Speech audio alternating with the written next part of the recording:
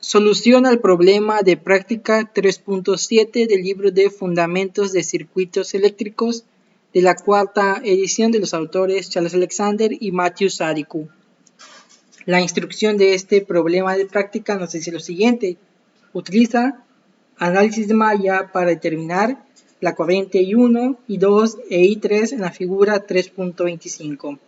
Las respuestas, como es un problema de práctica, nos dan las respuestas donde I1 va a ser igual a 3.474 amperios, I2 igual a 0.4737 amperios y 3 igual a 1.1052 amperios. Y aquí en la parte de abajo estamos viendo el circuito que corresponde a la figura 3.25. Entonces vamos a comenzar. Lo primero que hacemos es identificar que este circuito tiene una fuente de corriente entre dos mallas. ¿Cuál es esa fuente de corriente? La fuente de corriente es la que está en la rama de entre la malla de la corriente 1 y la corriente 2, que es una fuente de corriente independiente de 3 amperios, ¿ok? Recordamos que el libro define la supermalla como el resultado cuando dos mallas tienen una fuente de corriente dependiente o independiente en común. Y en este circuito se forma una supermalla debido a la rama que tiene esta fuente de corriente independiente entre la malla de la corriente I1 y la malla de la corriente I2. ¿Ok? Una vez identificado esto, tenemos que aplicar el concepto de supermalla al circuito. Aquí tenemos en la parte izquierda el circuito inicial y aquí ahora vamos a convertirlo o aplicamos la supermalla. Vemos que se elimina esa rama y ahora solo nos quedan como tal dos mallas, ¿ok? Entonces ahora vamos a encontrar las ecuaciones aplicando análisis de malla. ¿Por qué mantengo la corriente I2 a pesar de que se eliminó la rama que hacía o separaba esas dos mallas? Debido a que cuando se aplica supermalla, cuando se aplica la supermalla y se aplica el análisis de malla, las corrientes que se utilizan para cada resistencia tienen que corresponder a la corriente del circuito inicial, ¿ok?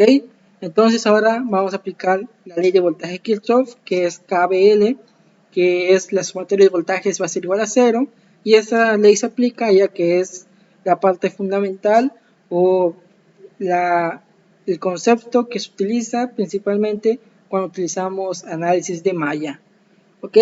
Entonces vamos a aplicar este análisis de malla o la ley de voltaje Kirchhoff a la supermalla, que se conforma de las corrientes I1 e I2. Comenzamos con la resistencia de 2 ohms. En esa resistencia vemos que está entre dos mallas de la corriente 1 y de la corriente 3, por lo tanto el término nos va a quedar como 2 por la resta de la corriente 1 menos la corriente 3, más sigue avanzando la corriente y llega al resistor de 4 ohms. En ese resistor de 4 ohms vemos que interactúan dos corrientes, la de la corriente I2 y la de la corriente I3. Por lo tanto, el término nos queda como más 4 por la resta de I2 menos I3.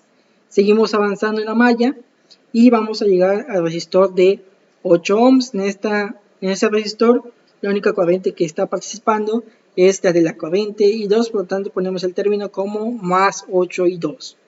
La corriente sale de este resistor de 8 ohms y avanza hacia la fuente de voltaje de 6 volts. En esta fuente de voltaje la corriente que interactúa es la corriente I1 y esta corriente I1 entra por el terminal negativo y sale por el terminal positivo, por lo tanto este término va a ser menos 6 volts es igual a 0. Entonces multiplicamos los paréntesis, obtenemos esta ecuación 2i1 menos 2i3 más 4i2 menos 4i3 más 8i2 menos 6 volts es igual a 0. Agrupamos términos semejantes para obtener la ecuación 1, que es 2i1 más 12i2 menos 6i3 es igual a 6 volts y esta es nuestra ecuación 1. Entonces ahora vamos por aplicar el análisis de malla o la ley de voltaje Kirchhoff a la malla I3. En la malla I3 obtenemos comenzamos con el resistor de 2 ohms que está en la parte superior del lado derecho.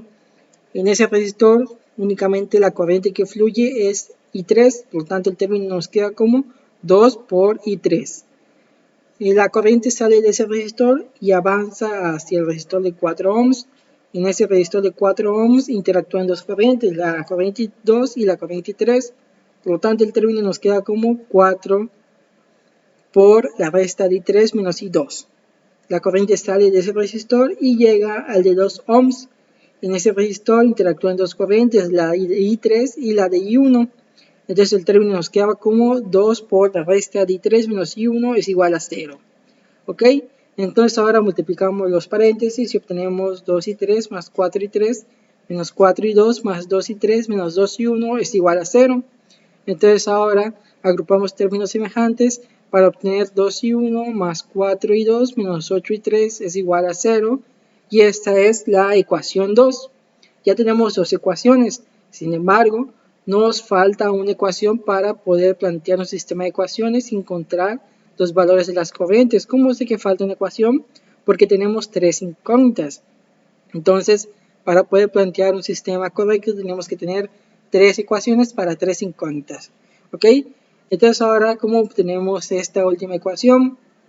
Y bueno, ¿de dónde surge esto? Porque al momento de cuando nosotros tenemos el circuito inicial, en este caso tenemos tres mallas. Si no hubiese la fuente de corriente independiente, nosotros podríamos obtener, aplicando análisis de malla, tres ecuaciones.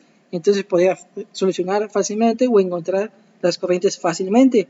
Pero como se aplica el concepto supermalla, se pierde una ecuación. Entonces, al aplicar esto, también nos da la manera de cómo obtener esa tercera ecuación, que va a ser aplicando un análisis de corriente en el punto P. Para eso utilizamos la ley de corriente de Kirchhoff, KCL, que dice que la sumatoria de las corrientes que entran a un nodo van a ser igual a 0. Entonces, en este punto P, las corrientes que entran, en este caso, son las de 3 amperios que van a entrar al punto P o al nodo P. Y la corriente 2, vean que está en sentido que va hacia el punto P, por lo tanto también entra, por lo tanto es positivo. Y las que salen son la corriente 1. Entonces ponemos menos I1, este es igual a 0. Despejamos y vamos a obtener que la corriente I1 menos I2 va a ser igual a 3 amperios. Y esta es la ecuación número 3. Entonces ya tenemos tres ecuaciones y por lo tanto vamos a poder obtener los valores de cada corriente. Aquí tenemos arriba las primeras tres ecuaciones y lo que hago es despejar la ecuación 3 en su incógnita I1 y obtenemos que I1 va a ser igual a 3 más I2. Luego sustituyo esta igualdad o lo que vale I1 en ambas ecuaciones 1 y 2 y luego planteo el sistema de ecuaciones y lo resuelvo para encontrar que la corriente I2 va a ser igual a 63 sobre 57 amperios, que es igual a 0.4737 amperios, y 3 va a ser igual a 21 sobre 19 amperios, que es igual a 1.1052 amperios, y ya agarro la ecuación que despejamos, la ecuación 3 que despejamos para I1, sustituyo el valor de I2 que encontré, y voy a obtener I1 es igual a 3 más 63 sobre 57, y entonces obtenemos que I1 va a ser igual a 3.4737 amperios. Y ya hemos encontrado las respuestas de este problema de práctica 3.7. Para confirmar podemos regresar aquí a la instrucción y en las respuestas van a ver que tenemos las mismas que obtuvimos al final.